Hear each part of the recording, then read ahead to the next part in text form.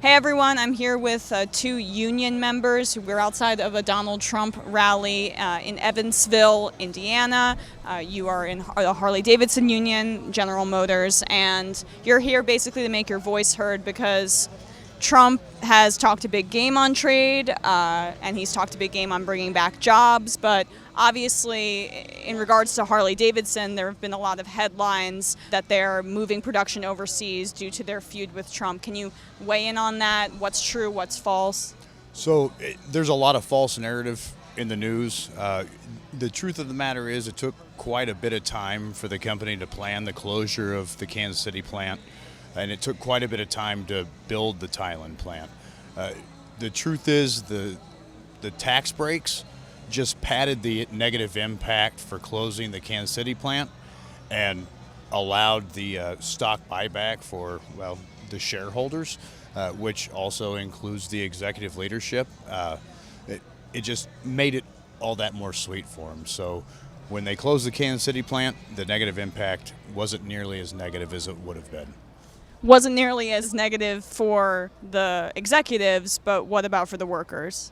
The workers, it was detrimental. For the economy in Kansas City, it was detrimental. Middle class families, huge.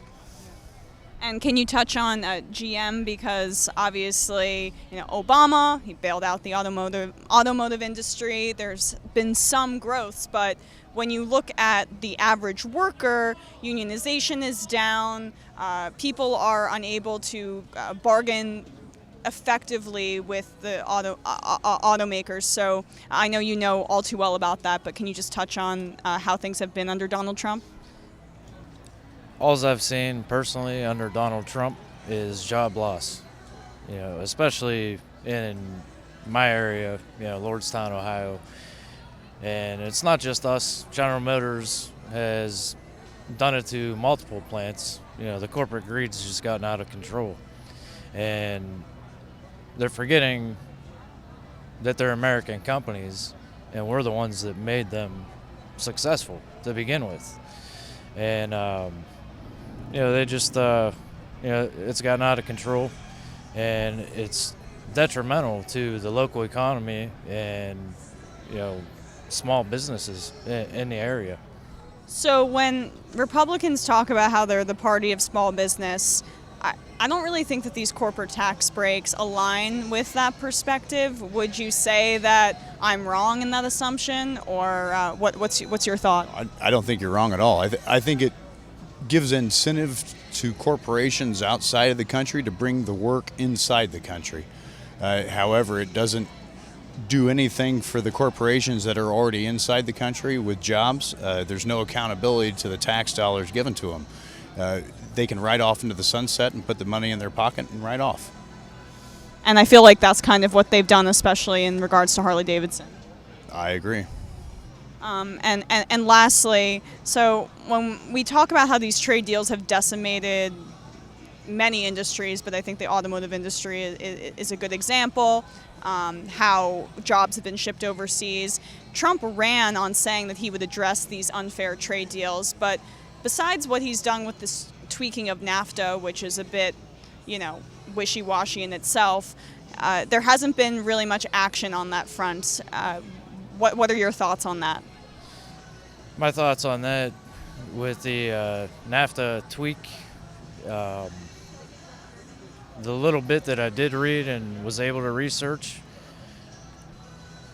my first instinct was that it's not good enough. Not nearly good enough. And the devil is always in the details with that stuff.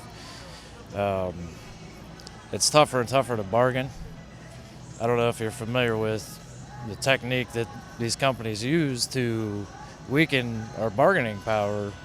They use whipsawing. They dangle a product out and have multiple facilities begging for their product. At what cost? What are you willing to give up to get this product? We've got 5 facilities and 3 products. So what are you willing to do? What are you willing to give up? And that's how they conquer, the existing good jobs that are out there within these companies. And the trade deals allow it to happen.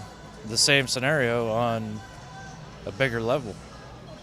And lastly, what would you both say to President Trump in regards to his trade policy? What would you implore him to do? Would you ask him to keep his campaign promise, to do something extra? How can he help the worker, the average worker? Keep the campaign promises, absolute, but go a few steps further. I mean, there needs to be accountability to American corporations that are offshoring jobs and stuffing American tax dollars in their pocket with no accountability. It needs to, just like you said, keep his campaign promises. The area that I'm from, Youngstown, which is just outside of Lordstown,